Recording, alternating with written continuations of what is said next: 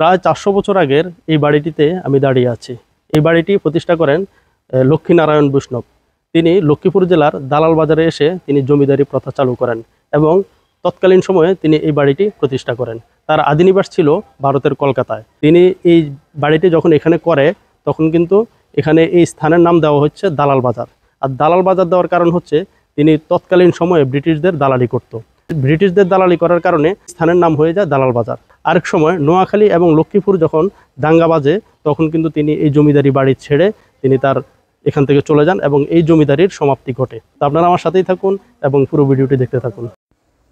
লক্ষ্মীপুর জেলার হৃদয়ে দাঁড়িয়ে আছে এক নীরব ইতিহাস, দালাল বাজার জমিদার বাড়ি। প্রায় 4 শতাব্দী পুরনো এই প্রাসাদ আজও অতীতের জৌলুস, ঐশ্বর্য আর জমিদারি শাসনের স্মৃতি বহন করে দাঁড়িয়ে আছে অটলভাবে।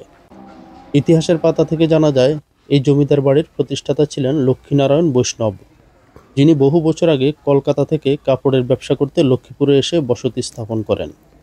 ব্যবসায় সাফল্য পেয়ে তিনি ব্রিটিশ ইস্ট ইন্ডিয়া কোম্পানির দালাল হিসেবে কাজ শুরু করেন। তার এই দালালির পরিচয় থেকেই এই এলাকার নাম হয় দালাল বাজার। পরবর্তীতে ব্যবসায় শক্তিশালী অবস্থান ব্যবহার করে বৈষ্ণব পরিবার জমিদারি অধিকার লাভ করে এবং শুরু হয় জমিদার বাড়ির গৌরবময় যাত্রা। জমিদাররা কেবল ব্যবসায়ী ছিলেন না, তারা ছিলেন অত্যন্ত ধনী, প্রভাবশালী এবং শিল্প সংস্কৃতির পৃষ্ঠপোষক। তাদের নির্মিত বাড়িটি ছিল প্রায় 5 একর জায়গা জুড়ে বিস্তৃত।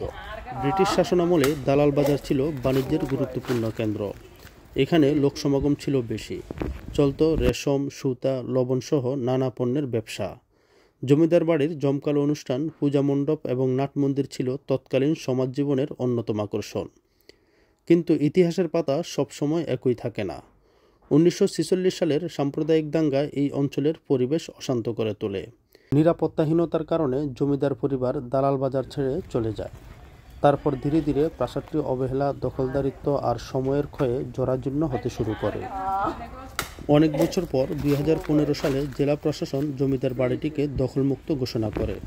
শুরু হয় নতুন করে পুনর্গঠনের উদ্যোগ। বাড়িটির ঐতিহ্য রক্ষায় তৈরি করা হয় রেস্ট হাউস, পরিষ্কার পরিচ্ছন্ন করা হয় আশপাশের এলাকা, আর পরিকল্পনা নেওয়া হয় একটি প্রত্নতান্ত্রিক জাদুঘর গড়ার। আজও সেই সংস্কার কার্যক্রম ধীরে ধীরে এগিয়ে চলছে। বর্তমানে দালাল বাজার জমিদার বাড়ি লক্ষ্মীপুরের অন্যতম আকর্ষণীয় ঐতিহাসিক স্থান। ঘুরতে গেলে অনুভব করা যায়।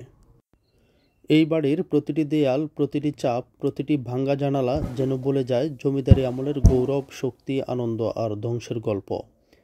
একসময় যে বাড়ি ছিল জৌলুস আর ঐশ্বর্যের প্রতীক, আজ সেই বাড়ি দাঁড়িয়ে আছে এক নীরব সাক্ষী হয়ে।